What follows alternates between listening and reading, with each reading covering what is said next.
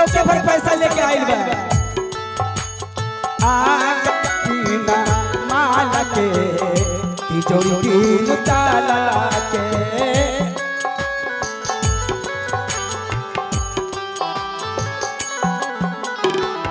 गीत बीनो आदित बीनु गाला के बिल्कुल बेकार बा हरि के भजन बिना जिंदगी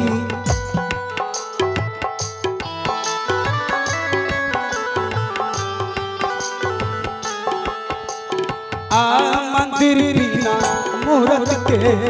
सिंगार बिना सूरत के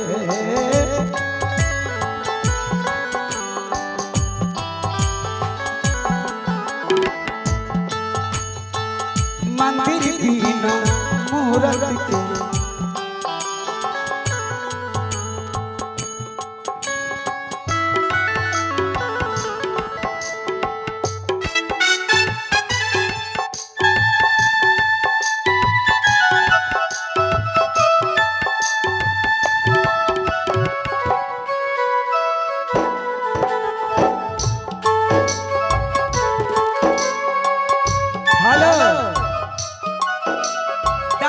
दान कीजिए यही मौका है।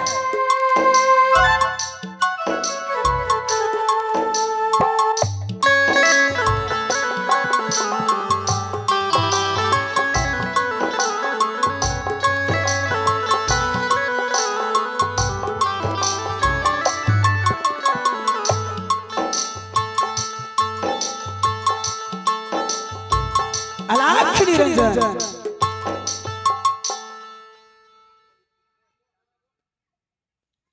और जोगी बाबा आप लोगों को बीच पहुंच रहे हैं और आप लोग खुशी का दान महाकल्याण जो भी हो जिसको भी हो जरूर कुछ ना कुछ दान करें। और आइए अब साज और आवाज और इस चीज को देते हैं कुछ देर के लिए विराम और आप सभी को ले चलता हो चित्रहर सदा बाहर गीत किया और इस मंच पर मैं प्यारी सी तगड़ा को आवाज देना चाहूंगा बेस नैना नसीली को जो कि अगली परिस्थिति में प्यारा सा गीत लेकर तैयार है और